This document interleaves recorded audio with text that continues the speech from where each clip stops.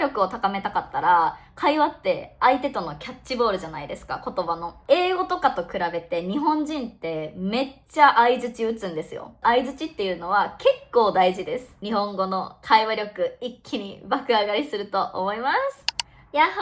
ー、皆さんこんにちは、くみです。今回の動画も見に来てくれてありがとうございます。今回は私のポッドキャストエピソード35撮っていきたいと思います。今日の日付は4月の10日です。4月10日の金曜日にこのポッドキャストを撮っています。みんな今週どうだった？はい。私は9日間くらい日本旅行に行っていました。私の彼と東京、軽井沢、箱根、あと大阪も帰ってきてからちょっと2日間くらい旅行してたので、合計で9日間の休みをもらっていました。旅行についても本当に楽しくって、たくさんいろんなアクティビティをして、話したいことがたくさんあるんですけど、またそれは別の動画でもね、今後お話できたらいいなって思っています。早速なんですけど、本題に入っていきたいと思います。今回は、これだけ覚えてたらみんなの日本語力が一気にネイティブっぽく聞こえる相槌の仕方10選教えていきたいと思います。はい。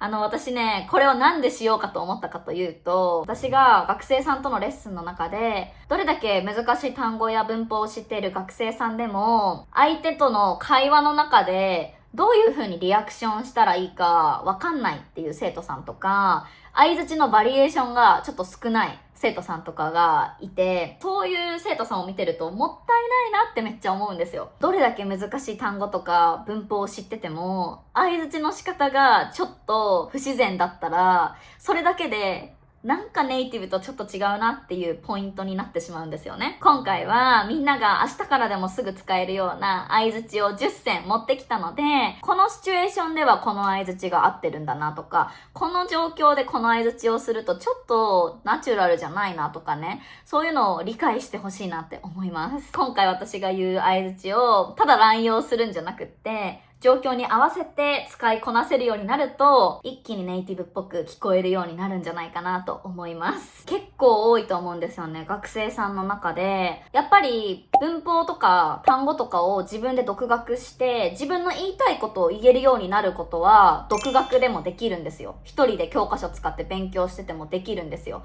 YouTube 見て誰かが話してることを聞くこともできると思うし、その言いたいことを言えるようになるっていうのは独学でできるんです。けど、会話力を高めたかったら、会話って相手とのキャッチボールじゃないですか、言葉の。だから、どうやってうまく返事をすればいいのか、うまい返事の仕方を知らなかったら、会話がうまくスムーズにつながらないと思うんですよ。結構困ってる学生さん多いんじゃないかなと思います。私も英語を勉強していて思うんですけど、相槌の種類が少なかったら、会話が楽しくないし、状況に合わせてうまく返せれてない気がしてもどかしいんですよ、すごい。なので、今回は同じように日本語を勉強してる皆さんが思ってるんじゃないかなと思ったので、この動画を作ることにしました。最後まで楽しんで見てくれると嬉しいです。解説していく前にこの動画なんか面白そうだなって思ったら、早速チャンネル登録お願いします。はい。解説に入っていきたいんですが、まずね、皆さん日本人と会話してて気づくことあると思うんですけど、英語とかと比べて日本人ってめっちゃ相槌打つんですよ。で、相槌っていうのはその相手が話してる時に、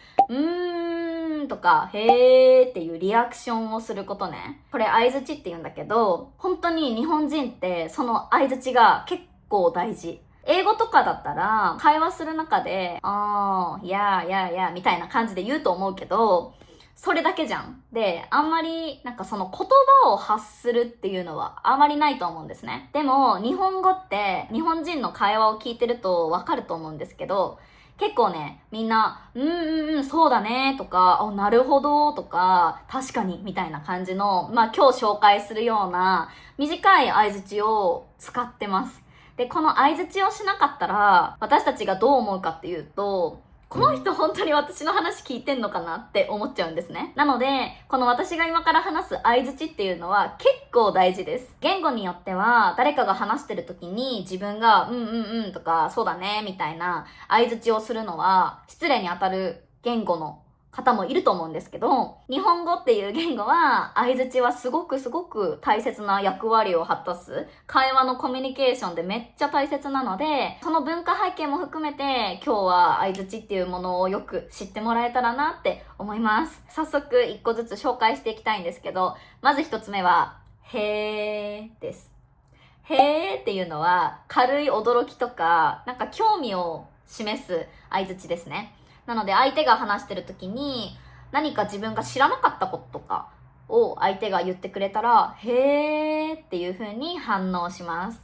例えばシチュエーションで言うと、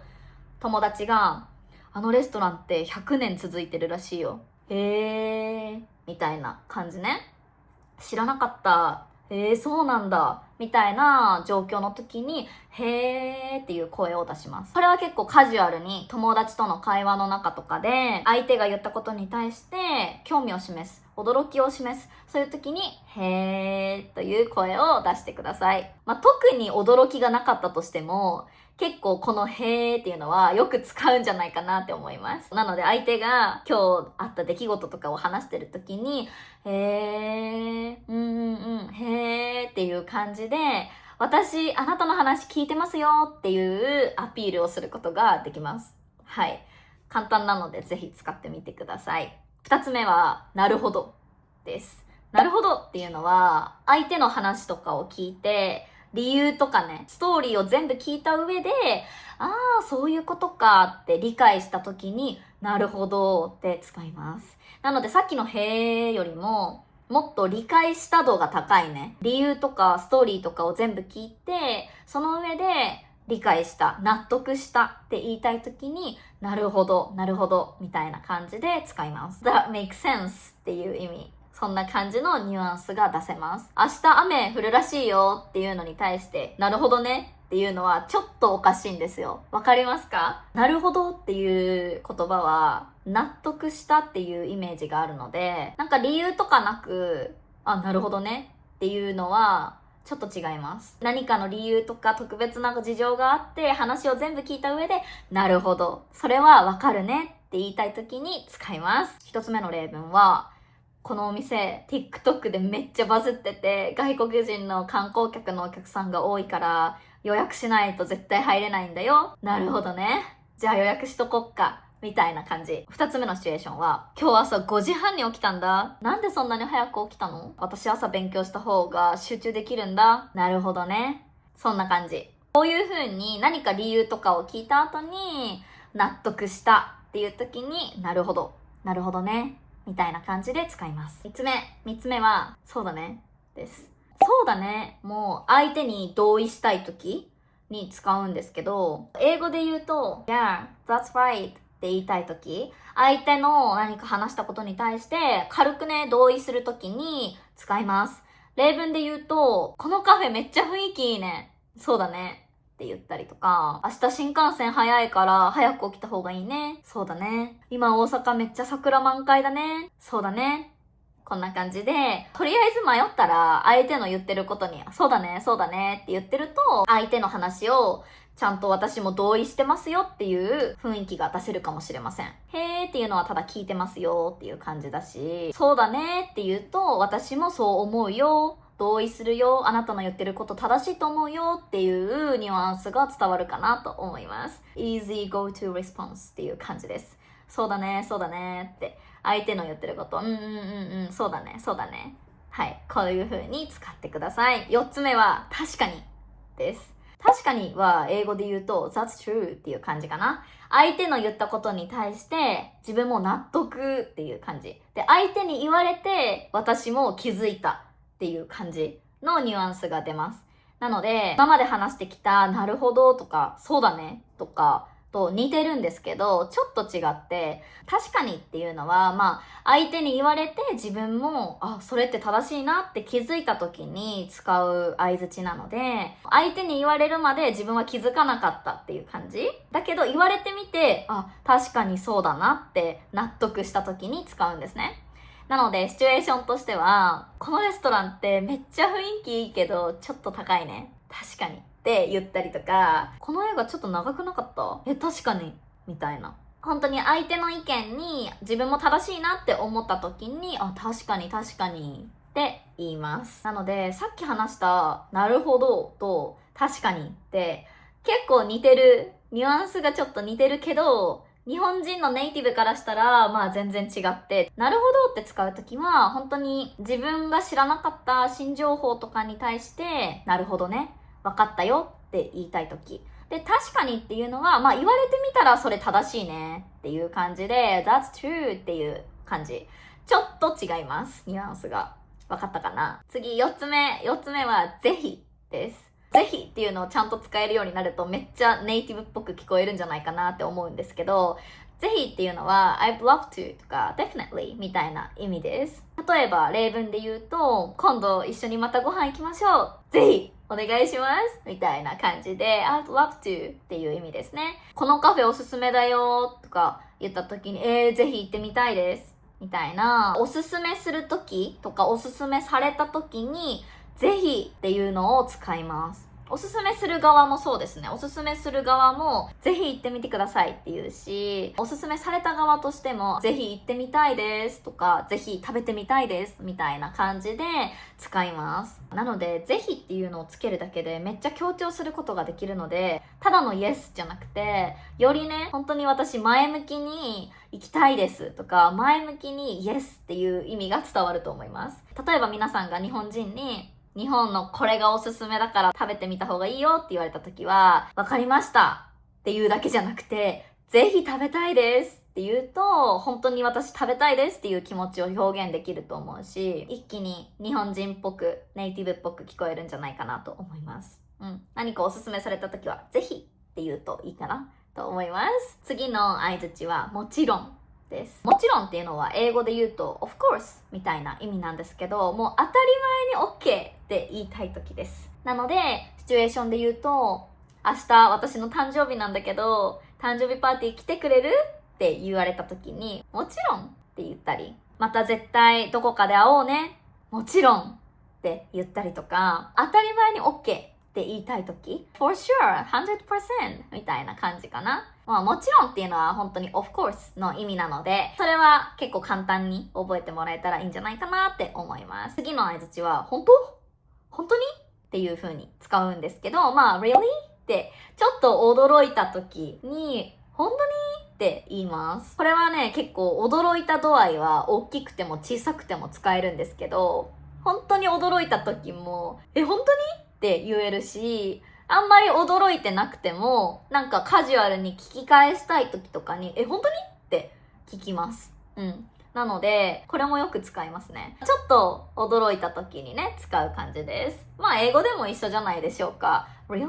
て、本当にってすごく信じられない時にも really って言うと思うし、軽く oh really みたいな感じで言うと思うし、そのテンションの違いはあるんですけど、ちょっと驚いた時、信じられない時、カジュアルにも聞き返したい時とかに使うことができます。シチュエーションで言うと、明日学校休みになったんだよ。本当にみたいな感じでびっくりした時にも使えるし、例えばね、お母さんが子供に日本語の勉強頑張ってたから新しいおもちゃ買ってあげるよ。本当にみたいな感じで嬉しい時とかにも、本当に Are you sure? みたいな感じで使うことができます。結構本当にはカジュアルに聞き返したい時とかにも使えるので便利なんじゃないかなって思います。次の相槌はすごい。すごいっていうのは、私これ前にも紹介したことがあるんですけど、すごいっていうのは本当にいろんな意味になるんですけど、相手の言ったことに対して、Oh, that's amazing! ってちょっと褒めてあげたい時とかね、感激を受けた時っていうのかな。そういう時に、すごいって一言言います。例えば、シチュエーションで言うと、今日本で仕事してるんです。すごいみたいな感じで、すごいじゃんって。びっくりしてるし、それってめっちゃすごいことじゃんって褒めたい時とかに使うんですね。すごい。はい。これもよく使うので、皆さん覚えてもらえると嬉しいです。次、9つ目ですね。9つ目の相槌は、そうなんだです。そうなんだっていうのは、何か自分が知らなかったこと、新しい情報を知って、I see みたいな、そうなんだって言うことができます。例えばシチュエーションで言うと、最近ジム通い始めたんだ。そうなんだ。どこ行ってるのって言ったりとか。あとは、大阪って難波よりも梅田の方が結構いい店あるよ。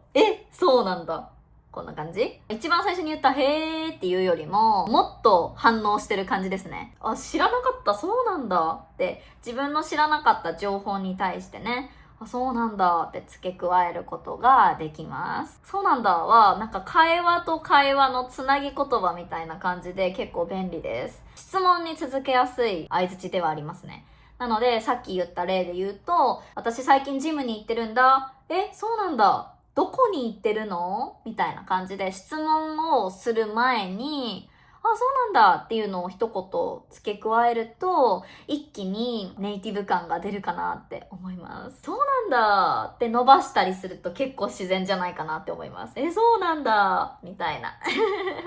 はい、最後です。10個目。10個目の相槌は、わかる。これもね、私マジでよく使うんだけど、わかるっていうのは、I know っていう感じですね。英語で言うと。私も本当にずっと思ってた。大共感っていう感じで、わかるって言います。このわかるっていうのは若者向けの言葉ではあるんですけど、若者はね、わかるとか、それなっていうのをめっちゃ使います。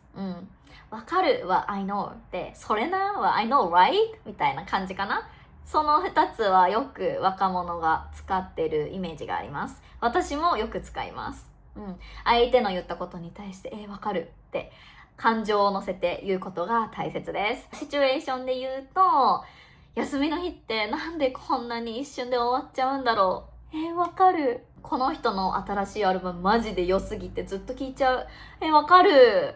みたいな感情をちゃんと乗せて、わかるって言うと、本当に自分も同じことを思ってたっていうのが伝えられると思います。そうだねっていうよりも、わかるって言った方がもっともっとカジュアルで、もっと共感してる感じが伝わるんじゃないかなって思います。はい。ということで、今回は10個の日本人ネイティブがマジでよく使う相槌を紹介したんですけど、どうだったでしょうか？私も普段会話の中でこの相槌たちをマジでめっちゃ使ってて、最初にも言ったんですけど、日本語の会話って相槌がめっちゃ大切なんですね。この相槌を、状況に合わせて、時と場合によってうまく使い分けることができるようになったら、会話がもっと自然にネイティブっぽく聞こえるようになるんじゃないかなと思います。会話って教科書で自分で独学できるものじゃないし、動画を見ても自分で独学できるものではないと思っていて、やっぱりその状況に応じてうまくリアクションできるようになったりとか、こういう私が紹介した相槌を使いこなせるようになることが会話力を高める方法の一つだと思うので、だからこそオンラインの日本語の会話とかはすごくいいんですけど、それができない環境の人ももちろんいると思うので、今回はこの動画を見て少しでも誰かの参考になったらいいなと思って作ってみました。これらの10個の相槌を皆さんぜひ覚えて、うまく状況とシチュエーションに応じて使いこなせるようになったら、日本語の会話力一気に爆上がりすると思います。はい、ということで今回の動画も長くなったんですけど、最後まで見てくれた皆さん本当にありがとうございます。今回の動画もいいなと思ったらグッドボタンとチャンネル登録とコメントを残してくれると嬉しいです。また次の動画でお会いしましょう。バイバイ。